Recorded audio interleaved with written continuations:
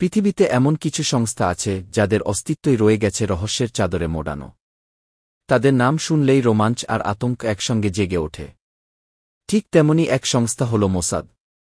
ইসরায়েলের এই গোপন গোয়েন্দা সংস্থা বিশ্বের সবচেয়ে ভয়ঙ্কর এবং দক্ষ সংস্থাগুলোর একটি। আজকে আমরা জানব মোসাদের ইতিহাস, গোপন মিশন, প্রশিক্ষণ, বিতর্ক, সবকিছু। ভিডিওটি একটানা দেখলে আপনি হকচকিয়ে যাবেন, তাই না টেনে শেষ পর্যন্ত দেখুন।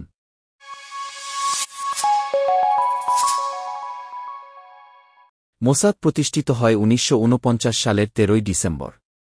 দ্বিতীয় বিশ্বযুদ্ধের পরপরই ইসরায়েল তাদের অস্তিত্ব রক্ষার জন্য এই সংস্থাটি গঠন করে, যার অর্থ গোয়েন্দা ও বিশেষ কাজের সংস্থা।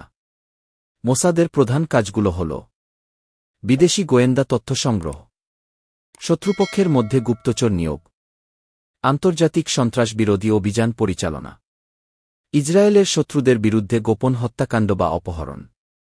তাদের কাজ, তাদের ভিতরে গোপন সাহসিকতা ও কৌশলে ভরা। প্রধান কার্যালয় তেল আবিবে এবং বর্তমান পরিচালক হচ্ছেন ডেভিড বার্নেয়া। মোসাদ সরাসরি ইসরায়েলের প্রধানমন্ত্রীর অধীনে কাজ করে। ১৯৭৬ সালে উগান্ডার এন্টেবি বিমানবন্দরে একটি ইসরায়েলি বিমান হাইজ্যাক হয়। তখন জিম্মিদের উদ্ধার করতে মোসাদ ও ইসরায়েলি কমান্ডো বাহিনী মাত্র ৯০ মিনিটে সফল অভিযান চালা।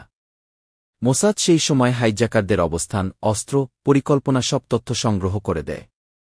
ইসরায়েলি কমান্ডোরা চালায় অপারেশন এন্টেবি, যেখানে প্রায় সব যাত্রীকে বাঁচানো হয়। এই মিশন গোটা বিশ্বকে মোসাদের সক্ষমতা দেখিয়ে দেয়। ১৯৬০ সালে মোসাদ নাৎসি যুদ্ধাপরাধী অ্যাডলফ আইকম্যানকে আর্জেন্টিনা থেকে অপহরণ করে।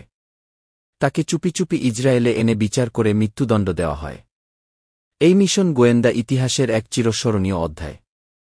২০১০ সাল থেকে মোসাদ সন্দেহভাজন ইরানি বিজ্ঞানীদের টার্গেট করে বেশ কয়েকটি গোপন হত্যা মিশন পরিচালনা করে। ফলে একের পর এক ইরানি পারমাণবিক বিজ্ঞানী নিহত হতে থাকেন। গাড়িতে বোমা, স্নাইপার হামলা পদ্ধতি ছিল সিনেমার মতো। ইরান সরাসরি মোসাদকে দায়ী করে, যদিও ইসরায়েল কখনও স্বীকার করেনি। ১৯৭২ সালের মিউনিক অলিম্পিকে ইসরায়েলি অ্যাথলেটদের হত্যা করে ফিলিস্তিনি গ্রুপ ব্ল্যাক সেপ্টেম্বর। মোসাদ তার বদলা নেয়, বিশ্বের বিভিন্ন দেশে গিয়ে একে একে সবাইকে হত্যা করে।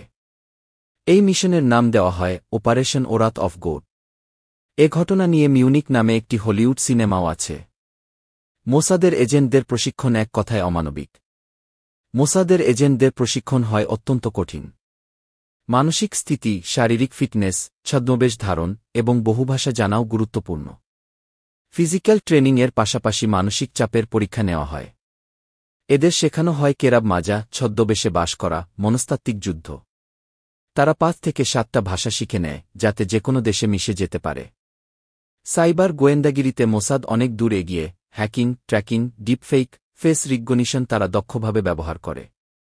মোসাদের অনেক এজেন্ট ১০ থেকে ২০ বছর ধরে ভিন্ন দেশে ছদ্মবেশে বাস করেন। মোসাদের বিরুদ্ধে অনেকবার আন্তর্জাতিক আইন ভঙ্গের অভিযোগ উঠেছে। ১৯৭৩ সালে লেলিহ্যামর ইনসাইডেন্টে তারা ভুল করে একজন নিরীহ মানুষকে হত্যা করে, যাকে তারা ভুল করে সন্ত্রাসী ভেবেছিল। এছাড়া বিভিন্ন দেশে অপারেশন চালিয়ে রাষ্ট্রীয় সার্বভৌমত্ব লঙ্ঘনের অভিযোগও আছে। তবে ইসরায়েল বলে, জাতির অস্তিত্ব টিকিয়ে রাখতে যা করা দরকার সেটাই মোসাদ করে। সিআইএ বা MI6 এর মতো বড় সংস্থাগুলোর তুলনায় মোসাদের বাজেট কম, সদস্য সংখ্যাও কম। তবু তাদের সফলতার হার অনেক বেশি। কারণ তারা নো ট্রেস অপারেশন এ বিশ্বাসী। তারা আসে, কাজ শেষ করে এবং কেউ জানতেই পারে না তারা এসেছে। এই রহস্যই তাদের করে তোলে বিশ্বের অন্যতম ভয়ঙ্কর গোয়েন্দা সংস্থা। একটি কথা বিখ্যাত, যেখানে অন্য গোয়েন্দারা ব্যর্থ, সেখান থেকে মোসাদের শুরু। জানা গেছে মোসাদের একজন এজেন্ট নিজেকে ইরানের উপমন্ত্রী পরিচয় দিয়ে সরকারের ভিতরে ঢুকে পড়েছিলেন। মোসাদ শুধু একটি গোয়েন্দা সংস্থা নয়, এটি এক ভয়ঙ্কর ছায়াশক্তি।